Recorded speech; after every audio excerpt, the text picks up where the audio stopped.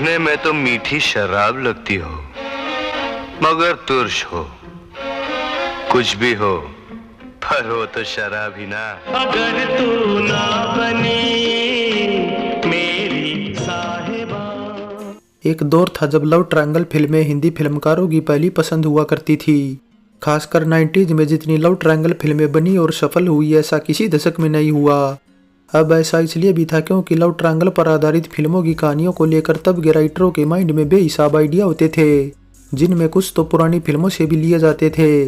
बस फिर ऐसे ही आइडिया के साथ 16 जुलाई 1993 को फिल्म आई थी साहिबान, जिसमें ऋषि कपूर, संजय दत्त, माधुरी दीक्षित, सोनू वालिया, किरण कुमार, मंगल ढिल्लों और सत्यन कप्पू के अलावा कई और छोटे बड़े कलाकार अलग अलग किरदारों में नजर आए थे। ऐसे में ये romantic drama film box office पर बिलो एवरेज साबित हुई और बॉक्स ऑफिस पर बड़ी मुश्किल से अपना बजट निकाल पाई।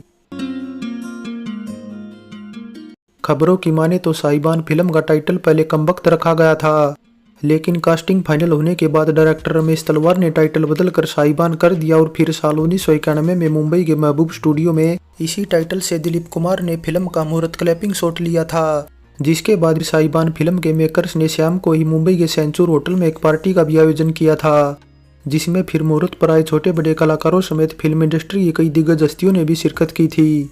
ऐसे में शाम बड़ी रंगीन हो चली थी, जैसा कि अक्सर बॉलीवुड की पार्टियों में होता ही है।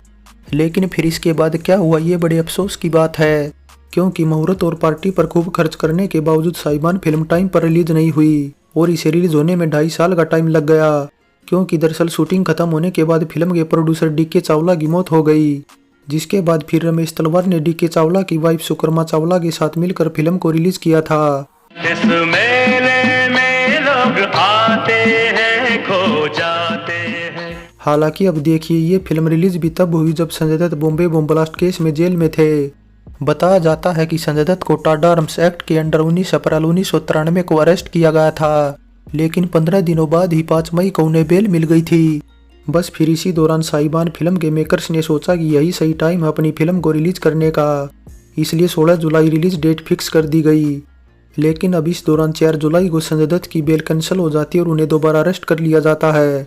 हमें अफसोस है कि इतने बरसों में तुम हमारी जिद और मोहब्बत में फर्क न समझ सके। इस तरह संजय दत्त के जेल में रहते रिलीज हुई साहिबान पहली फिल्म थी, जिसने ऐसी क्रिटिकल सिचुएशन के बीच ठीक ठाक कमाई भी की थी। हालांकि एक बात यह भी है कि फिल्म महाराष्ट्र के सिनेमाघरों में पुलिस के पहरे के बीच चलाई गई थी, क्योंकि संजय दत्त को लेकर तब कई संगठनात्मक बबूला थे। ऋषि कपूर का टूरिस्ट सिटी मनाली से गहरा नाता था, क्योंकि बतौर मेन एक्टर ऋषि कपूर का फिल्मी सफर मनाली से ही शुरू हुआ था, जब उनके पिता राज कपूर ने उन्हें 1973 में बॉबी फिल्म से लॉन्च किया था और कई सीन मनाली में फिल्माए थे। इसलिए ऋषि कपूर जब मनाली जाते थे तो उसे भी अपने करियर का माइलस्टोन बताते थे। बांसुरी ये बांसुरी नहीं बांसुरी, ये है मेरी जिंदगी। ऐसे में रही बात साहिबान फिल्म की, तो 1991 में ऋषि कपूर ने मनाली में इस फिल्म के साथ अपनी एक और फिल्म हिना की भी शूटिंग की थी। जिसके बाद फिर 1996 में आई दरार और 2006 में आई फिल्म फना की शूटिंग भी ऋषि कपूर ने मनाली में ही की थी। बस फिर इसी वजह से 2020 में जब ऋषि कपूर की कैंसर से मौत हुई तो कुल्लू मनाली में उनके चाहने वालों में मायूसी छा गई थी।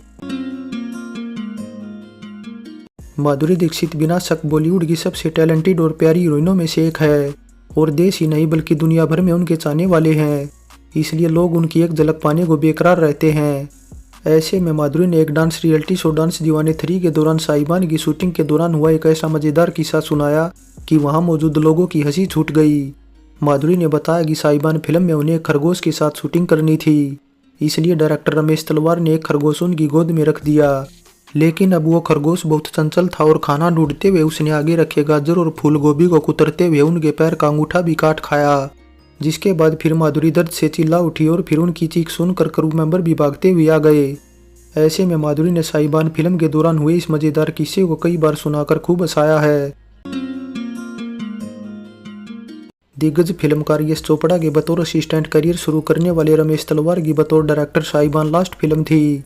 बता दें, यश चोपड़ा की प्रोडक्शन में 1977 में आई दूसरा आदमी बतौर डायरेक्टर रमेश तलवार की डेब्यू फिल्म थी और इसके हीरो ऋषि कपूर थे। ऐसे में फिर ऋषि कपूर ही रमेश तलवार के फेवरेट एक्टर बन गए थे, क्योंकि रमेश तलवार की फिल्मों की लिस्ट देखकर हमें नजर आता है कि उन्होंने कुल 6 फिल्मों का डायरेक्शन किया था, जिसमें 1981 में आई बसेरा और 82 में आई सवाल को अगर छोड़ दे तो इसके बाद 84 में आई दुनिया, 85 में आई जमाना और 93 में आई साहिबान जैसी मल्टी स्टारर फिल्मों में ऋषि कपूर हीरो के तौर पर नजर आते हैं। यानी ऋषि कपूर के साथ बतौर डायरेक्टर करियर शुरू करने वाले रमेश तलवार के करियर का अंत ऋषि कपूर के साथ ही बनाई फिल्म पर खत्म हो गया। अब रमेश तलवार का करियर तब कुछ इस वजह से भी जल्दी खत्म हो गया क्योंकि उनकी फिल्में ज़्यादा कमाई नहीं करती थी। हालांकि उनके डायरेक्शन में कोई कमी नहीं थी, यहाँ तक कि कई फिल्मों ने फिल्म फेयर में ढेरों अवार्ड भी जीते थे, लेकिन लक ने उनका साथ नहीं दिया। इसलिए साहिबान फिल्म के बाद रमेश तलवार टीवी सीरियल बनाने लगे।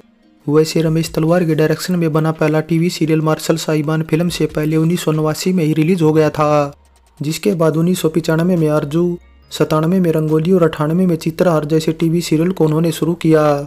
इसके अलावा रमेश तलवार ने बतौर एक्टर एक टीवी सीरियल मुक्ति बंधन में भी काम किया था, जो कि 2011 में टेलीकास्ट हुआ था। करियर की शुरुआत में संजय दत्त ऋषि कपूर को अपना दुश्मन मानते थे और ऋषि कपूर को ही क्या बल्कि पूरी कपूर फैमिली को अपना दुश्मन मानते थे।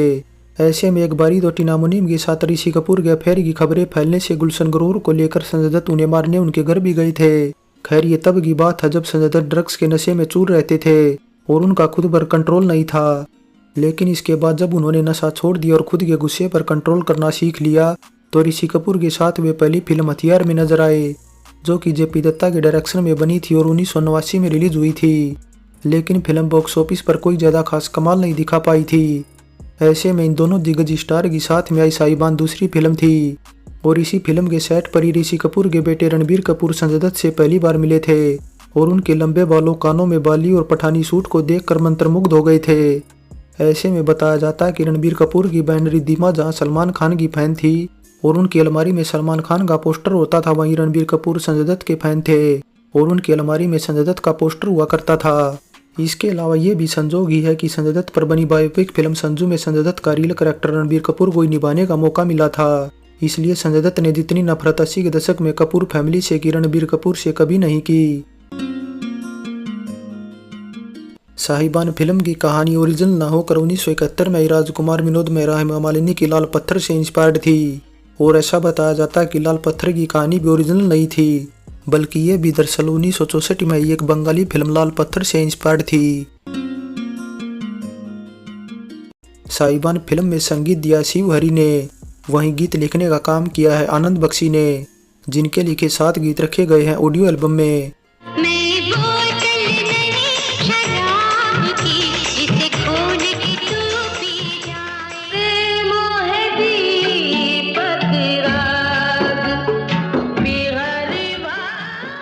अब टी सीरीज के अंडर लॉन्च साहिबान फिल्म की कितनी ऑडियो कैसेट बिकी थी तो कहीं मेंशन नहीं कर रखा, लेकिन इतना जरूर है कि इसकी ऑडियो एल्बम 1991 में रिलीज कर दी गई थी और इसका गीत संगीत लोगों को पसंद आया था, जिसमें अनुराधा पौडवाल का गाया तू क्या प्यार करेगा और टाइटल गीत मेरी साहिबान तो सबसे ज्यादा सुने जाने वाले गीत हैं। इसके अलावा कैसेट में हमें संजय दत्त की शेर व शायरी भी सुनने को मिलती है। एक अदा मस्ताना सर से पांव तक छाई हुई, उफ तेरी काफिर जवानी जोश पर आई हुई।